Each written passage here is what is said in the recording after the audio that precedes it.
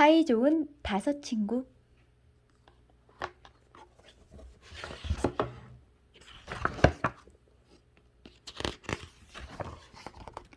평화로운 인디언 마을에 사이좋은 다섯 친구가 있었어요. 더듬더듬 손으로 만져지는 느낌을 잘 아는 더듬이, 번뜩번뜩 눈이 좋은 번뜩이, 킁킁 냄새를 잘 맡는 킁킁이, 쏙쏙 소리를 잘 듣는 쏙쏙이, 오물오물 맛을 잘 느끼는 오물이. 이들은 언제 어디서나 함께였지요. 어느 날 여행을 갔다 돌아온 다섯 친구는 깜짝 놀랐어요. 마을 사람들이 모두 사라져버린 거예요.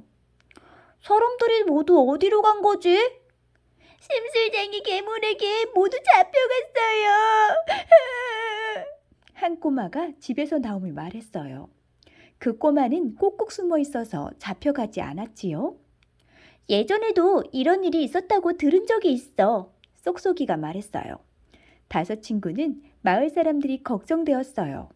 우리가 사람들을 구하러 가자. 하지만 심술쟁이 괴물이 사는 곳을 모르잖아. 다섯 친구는 괴물이 사는 곳을 찾아 길을 떠나기로 했어요. 눈이 좋은 번뜩이가 앞장서서 가기로 했지요. 번뜩이는 땅바닥을 조심스럽게 살펴보았어요. 이게 심술쟁이 괴물의 발자국인 것 같아. 저쪽으로 쭉 나 있어. 친구들은 번뜩이가 가리키는 쪽을 바라보았어요. 이 발자국을 따라가면 심술쟁이 괴물이 사는 곳을 알 수 있을 거야. 친구들은 발자국을 따라 씩씩하게 앞으로 나아갔어요. 우리는 눈으로 사물을 볼 수 있어요. 사물을 보는 감각을 시각이라고 해요. 사물에 반사된 빛이 각막을 지나 볼록 렌즈 모양의 수정체에서 꺾인 뒤 젤리와 같은 유리체를 지나면 망막에 거꾸로 된 상이 맺혀요.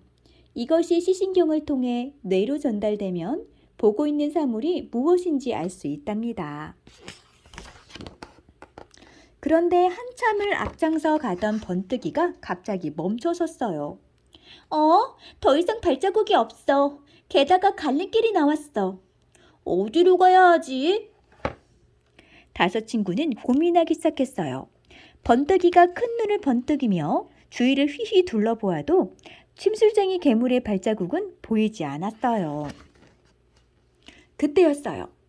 킁킁, 썩은 냄새! 냄새를 잘 맡는 킁킁이가 얼굴을 찡그리며 말했어요. 아주 지독한 냄새가 나는걸? 다른 친구들도 서서히 냄새를 맡기 시작했어요. 심술쟁이 괴물의 방귀 냄새인 것 같아. 쏙쏙이가 손으로 코를 막으며 말했어요. 그렇다면 이 방귀 냄새를 따라가면 되겠다. 이쪽이야.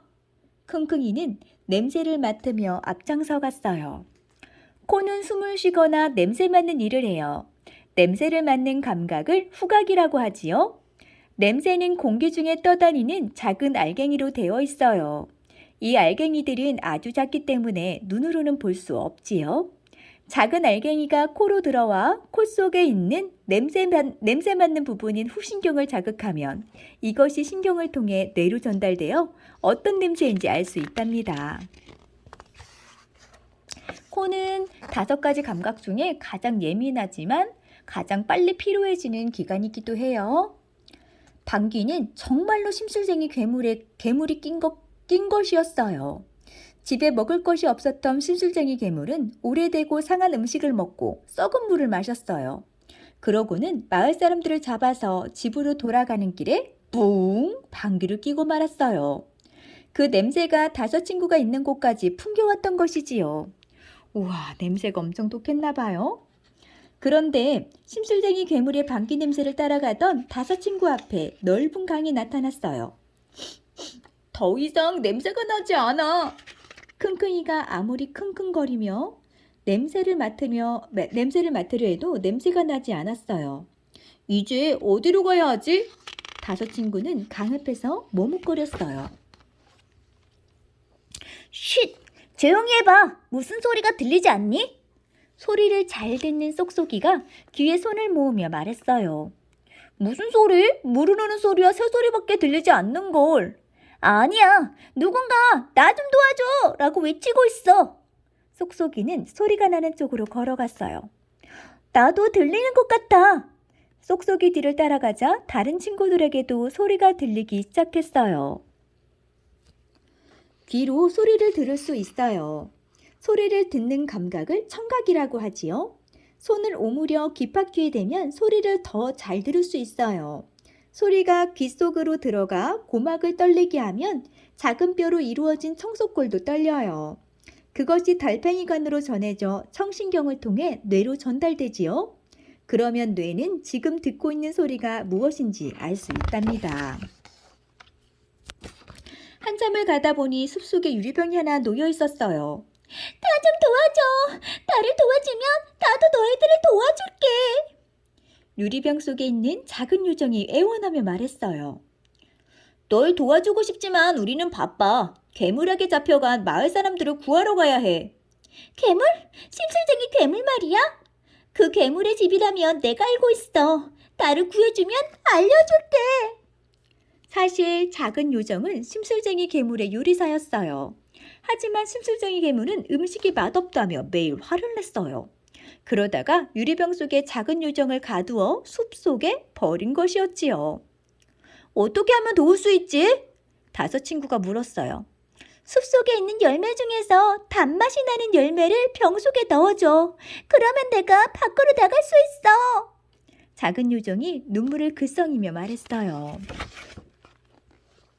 걱정 마. 내가 단맛이 나는 열매를 찾아줄게. 맛을 잘 느끼는 오므리가 말했어요. 오므리는 여러 열매들을 먹어보았어요.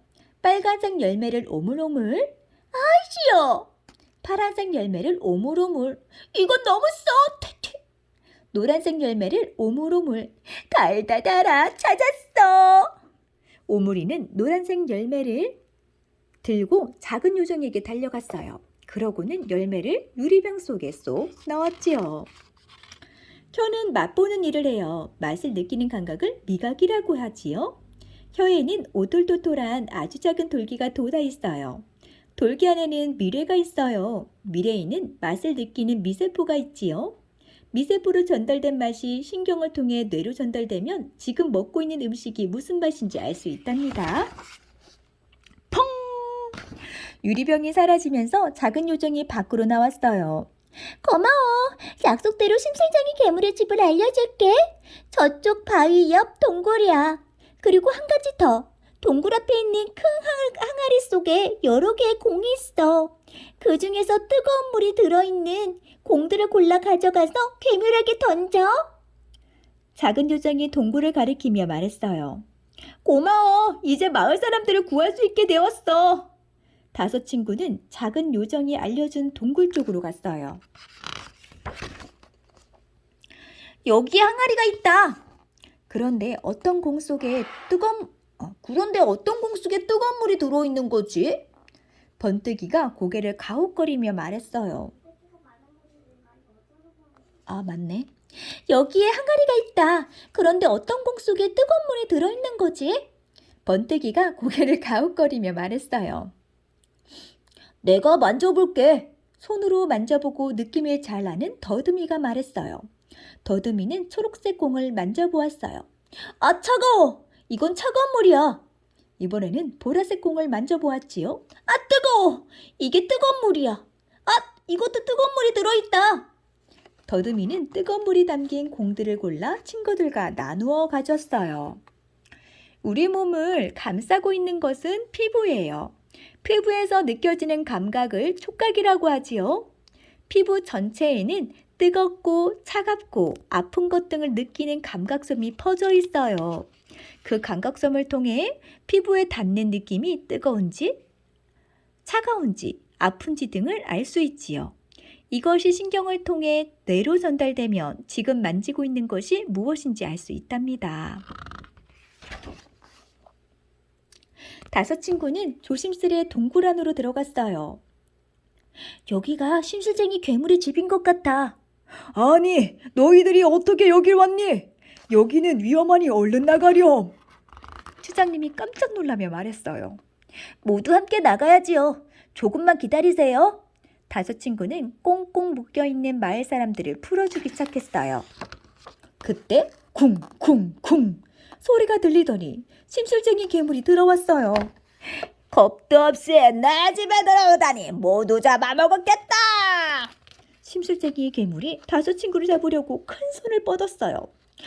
어서 공을 던져! 더듬이가 소리쳤어요. 와! 심술쟁이 괴물의 몸에 닿은 공들은 산산조각이 났어요. 그리고 그 속에 들어있던 뜨거운 물에 심술쟁이 괴물이 스르르 녹아 사라져버렸어요. 심술쟁이 괴물이 살던 동굴은 불타버렸지요. 만세! 다섯 친구 만세! 인디언 마을 사람들은 다섯 친구에게 박수를 보냈어요. 다섯 친구도 마을 사람들을 구할 수 있어서 정말 기뻤어요. 그 후로 인디언 마을 사람들은 모두 행복하게 살았답니다. 감기에 걸리면 맛을 느낄 수 없어요. 우리는 음식을 먹을 때 혀로 맛을 느끼고 동시에 코로 냄새를 맡아요. 혀가 느낀 맛과 코로 맡은 냄새가 합쳐져 음식의 맛을 느끼게 하는 것이지요. 만약 코감기에 걸려서 코가 막히면 어떨까요? 감기에 걸려 코가 막히면 맛을 정확하게 구분하기 어렵답니다. 사과와 양파를 이용해서 한번 실험해 보세요. 눈을 가리고 코를 막은 채 사과와 양파를 각각 먹어보세요. 사과와 양파 모두 아삭아삭하고 시원해서 냄새를 맡지 않고 혀가 느낀 맛만으로는 구분할 수 없을 거예요. 우리 혀는 단맛, 짠맛, 쓴맛, 신맛을 구분할 수 있어요. 그런데 코는 혀보다 더 민감해서 수많은 냄새를 맡을 수 있지요. 그래서 코를 막으면 사과와 양파를 정확하게 구분하기 어려운 것이랍니다. 눈가귀는 왜 두 개일까요? 거울에 내 얼굴을 비춰보세요. 코와 입은 각각 한 개, 눈과 귀는 각각 두 개로 이루어져 있어요. 코와 입은 한 개인데 눈과 귀는 왜 두 개씩 있을까요? 먼저 두 눈이 필요한 이유에 대해 알아보아요. 한쪽 눈을 감고 양쪽에 크레파스를 하나씩 쥐고 팔을 벌렸다가 모으면서 크레파스의 양끝을 맞닿도록 해보세요. 크레파스의 양끝이 잘 만나나요? 크레파스의 양끝이 맞닿게 하기가 쉽지 않을 거예요. 그 이유는 두 눈으로 본 정보가 합쳐져서 뇌에 전달되어야만 크레파스 양끝의 거리와 방향을 알 수 있기 때문이지요. 이번에는 두 귀가 필요한 이유에 대해 알아볼까요? 한쪽 귀를 막고 내 뒤쪽에서 엄마나 친구가 이름을 부르게 해보세요. 어느 방향에서 소리가 나는지 알 수 있나요? 아마 어느 방향에서 소리가 나는지 알기 힘들 거예요. 그 이유는 오른쪽 귀와 왼쪽 귀로 들리는 소리는 완전히 똑같지 않고 약간의 차이가 있는데 뇌에서 이 소리의 차이를 이용하여 방향을 알아내기 때문이랍니다. 이렇듯 정확한 정보를 얻기 위해서 눈과 귀는 각각 두 개씩 있어야 하는 거예요. 잘 자요.